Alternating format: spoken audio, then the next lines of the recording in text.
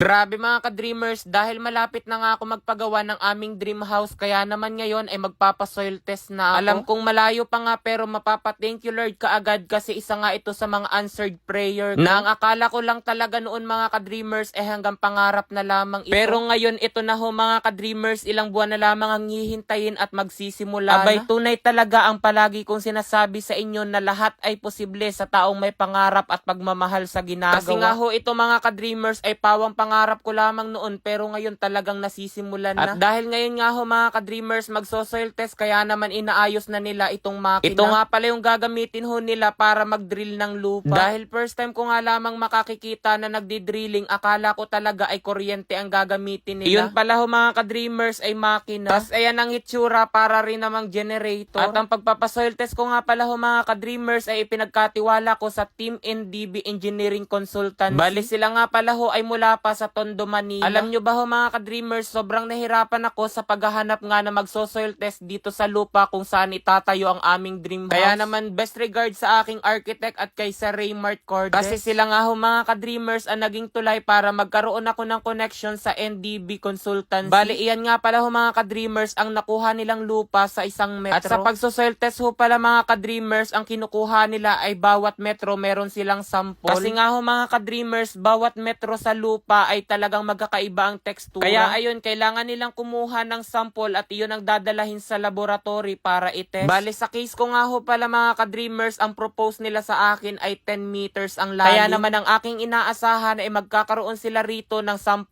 sample. At dahil medyo malaki nga ho mga ka-dreamers ang dream house na ipagagawa natin, kaya naman hindi sapat ang isang butas. At batay nga sa advice ng engineer, doon daw sa aking ipatatayo na bahay dapat magkaroon ako ng 2 butas. At para magkaroon ng comparison regarding sa tekstura ng lupa. Kaya naman suma total ho mga ka-dreamers, magkakaroon sila rito ng 20 samples. Sa totoo lamang ho mga ka-dreamers, ngayon ko lamang nalaman na kapag pala ikaw ay magpapagawa ng bahay ay napakarami mo pang kailangang abyarin. Buong akala ko talaga kapag pangarap mo magpagawa ng bahay, ang kailangan mong ihanda ay bulsa. Tapos kapag may sapat ka na budget ay pwede ka nang magpatayo agad. Pero in reality ho mga ka-dreamers, hindi pala ganoon kadali. Napakaraming requirements kaya kailangan mo rin talaga ng sipag at tiyaga. Katulad na nga lamang nitong pagpapasoil test. Abay, sobrang nahirapan din talaga ako sa paghahanap. Medyo nahirapan din ho mga ka-dreamers ang aking bulsa kasi medyo mabigat din ang aking ilalabas na pera. Dati raw ho pala mga ka-dreamers, hindi required yung magpasoil test bago ka magpagawa ng bahay. Pero ngayon ho mga ka-dreamers, requirement na ito ng engineering office bago ka releasean ng building permit. Pero may exemption naman ho mga ka-dreamers kapag bungalow lamang yung ipagagawa mo na bahay, hindi ka na kailangan magpa-soil test. Pero kapag 2-story na ho mga ka-dreamers pataas, required na talaga. Batay naman ho mga ka-dreamers sa nakalap ko na kaalaman mula sa mga profesional na aking nakausap, hindi lamang pala ito basta requirement. Ang purpose ho pala nito ay para magkaroon ng assurance na may katibayan yung bahay na ipatatayo. Kasi batay nga sa result mga ka-dreamers ng soil test, doon ibabatay yung lalim ng pundasyon ng bahay. Ngayon kapag hindi naman daw nagpa-soil test tapos 2-story pataas yung ipatatayo ay nagkakaroon daw minsan ng problema. Lalo na kapag lumindo lamang tapos mayroon na agad litik yung bahay. At minsan pa nga'y gumuguho yung bahay dahil hindi pala kaya noong lupa suportahan yung bahay na nakatayo sa sobrang bigat. Hala, dito na lamang muna ho. Update ko kayo sa isa pang butas mga ka-dreamers. Bye-bye. Ang laki, grabe. Ayan na.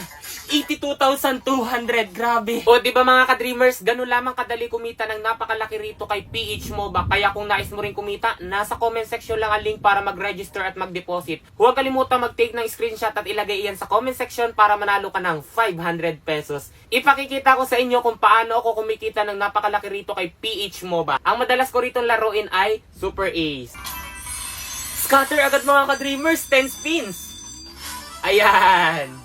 Play lamang. 800. Oh, 800. Oh, 1,800. 21,000. 20,000. Alo.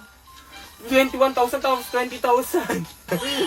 Mapapasunto ka talaga kapag ano ng 3,200. Oh, 30,000. 30,000. Mapapasunto ka talaga pag yun ang premyo. Pag yun ang mapapanaluhan mo. Ala, 800. Ala, 3,200. Oh, grabe. Ang laki nun. Oh. Ayan na. Ayan Ayan na mga ka-dreamers. Ang laki, grabe. Ayan na. 82,200. Grabe.